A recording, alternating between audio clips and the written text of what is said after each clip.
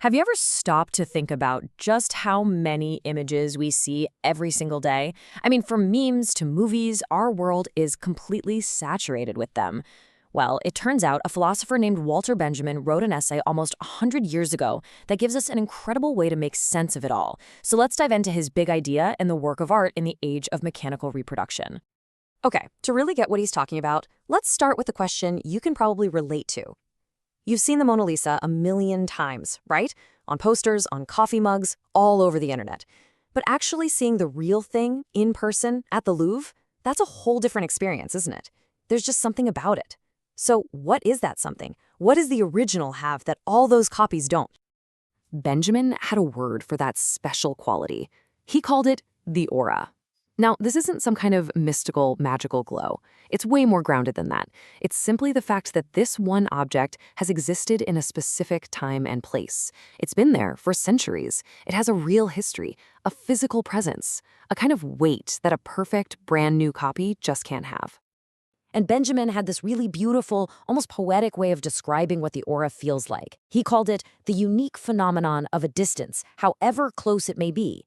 Think about that. You could be standing just a few feet away from the Mona Lisa, as close as they'll let you get, but you can still feel this immense historical gap between you and it. You feel its authority, its history. That is the aura.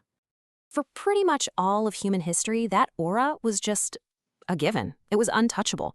But then technology started to change, and a series of inventions came along that would threaten the aura forever. This was the beginning of the age of the copy. And just look at how quickly this all sped up. For centuries, making a copy was a slow, manual process. Think about it. But then things kicked into high gear. The woodcut let you make basic prints. Then lithography comes along, and suddenly you can have illustrations in newspapers. And then bam, photography and film arrive. And with them, the power to make infinite, flawless copies, basically instantly. And this gets us right to the heart of Benjamin's whole argument. He says that when you can bring a picture of a cathedral into your home or listen to a symphony on your record player, the special, unique presence of the original starts to wither away. The copy rips the art out of its original home, its original context, and in doing so, the aura just starts to fade. But here's the thing. This wasn't just a technical change. For Benjamin, this was a fundamental shift that completely reversed the entire purpose of art. It went from being something sacred, something part of a ritual, to something totally new. He breaks it down into two opposing ideas. First, there was cult value.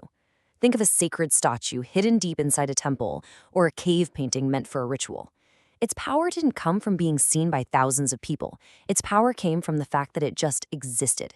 But now, we live in a world of exhibition value. A piece of art's value comes almost entirely from being seen. I mean, a movie, for example, is literally made to be copied and shown to as many people as possible.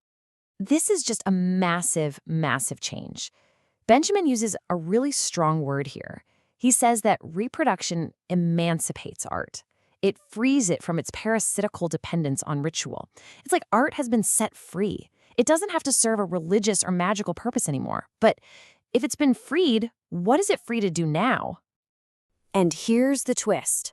Once you unchain art from ritual, Benjamin argues that its new foundation becomes politics. By making art easy to copy and share with everyone, you turn it into a powerful tool for mass communication, for persuasion, for politics.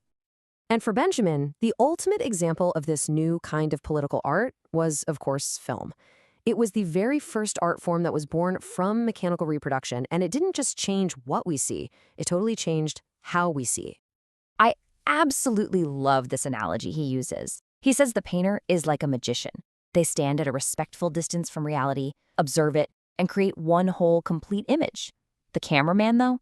The cameraman is like a surgeon. They don't just look at reality, they cut right into it. They use close-ups, weird angles, and editing to slice reality up into a bunch of little pieces, and then they stitch it all back together to create something totally new. And it's not just the artwork that loses its aura. The performer does too. You know, a stage actor has that live electric connection with the audience. Their aura is right there in the room. But a film actor? They're performing for a machine, in little bits and pieces, totally out of order. As the playwright Pirandello said, they feel exiled, even from their own performance. which only really comes to life in the editing room. So this new art creates a new kind of audience. When you look at a painting, you're invited to just relax and contemplate. You can get lost in it. Film does the exact opposite. With its rapid cuts and constantly shifting scenes, it basically hits you with a shock effect. It trains us to be in a state of distraction. It makes us, as Benjamin says, examiners but absent-minded ones, always processing this flood of images without deeply focusing on any one thing. Sound familiar? So all of this brings us to the final and, frankly, the most urgent part of his whole argument. If art is now political and it's training us to see the world in this new, distracted way, what are the stakes? Well, for Benjamin, who was writing this in the 1930s as fascism was rising in Europe, the stakes couldn't have been higher.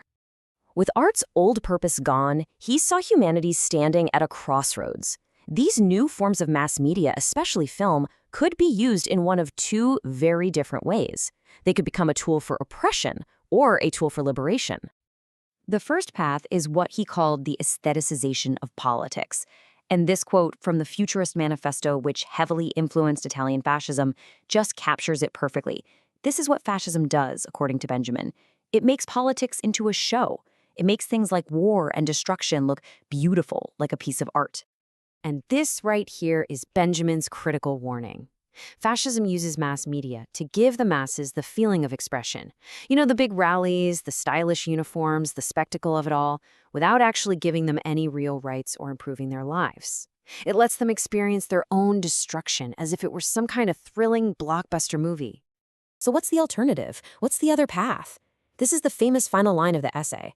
Communism, Benjamin says, responds by politicizing art. What that means is, instead of using art as a spectacle to distract people and put them to sleep, it's used to wake them up. It becomes a tool to make people think critically about the world around them and give them the power to change it.